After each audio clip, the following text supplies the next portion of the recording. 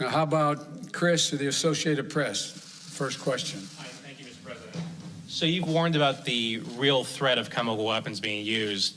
Have you gathered specific intelligence that suggests that President Putin is deploying these weapons, moving them to position, or considering their use? And would the U.S. or NATO respond with military action if he did use chemical weapons? You know, on the first question, I can't answer that. I'm not going to give you intelligence data, number one. Number two, we would respond. We would respond if he uses it. The nature of the response would depend on the nature of the use. Josh of Bloomberg.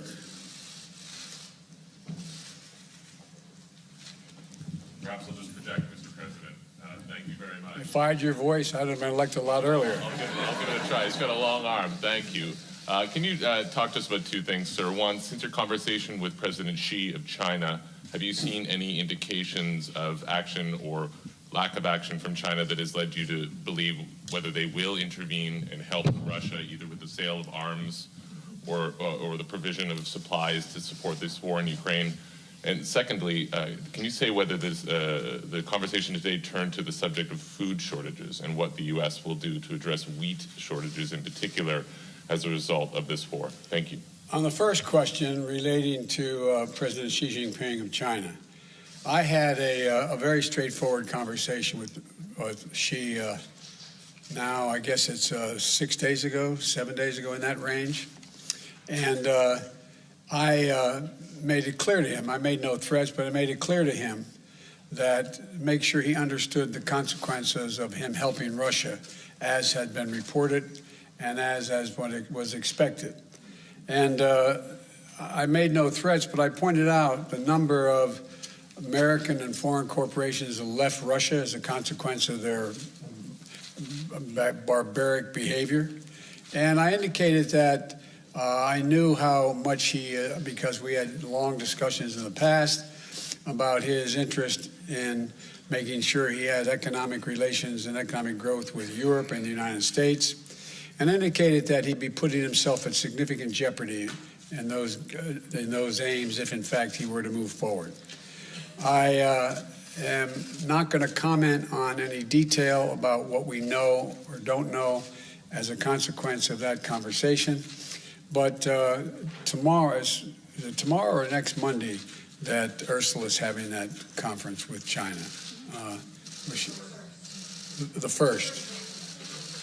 On April 1st. We've had discussions because I think that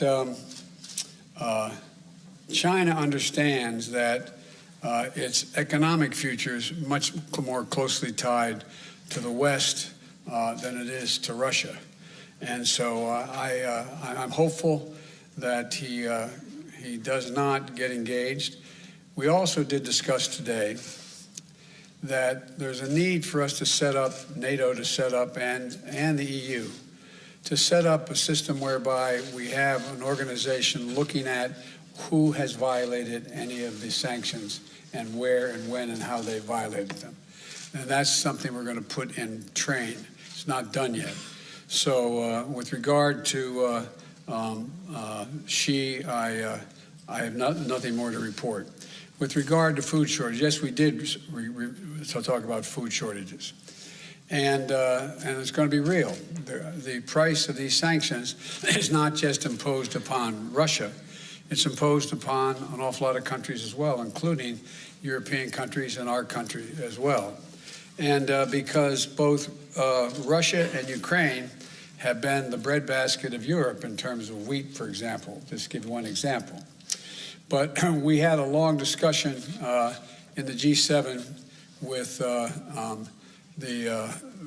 both the United States, which has a significant, the third largest producer of wheat in the world, as well as Canada, which is also a major producer.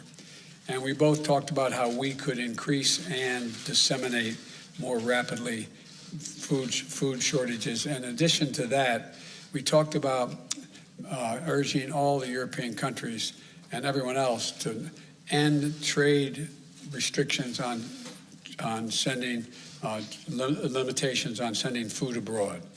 And so we are in the process of working out with our European friends what it would take to help alleviate the concerns relative to food shortages. We also talked about a significant major U.S. investment, among others, in terms of providing for the need for humanitarian assistance, including food, as we move forward.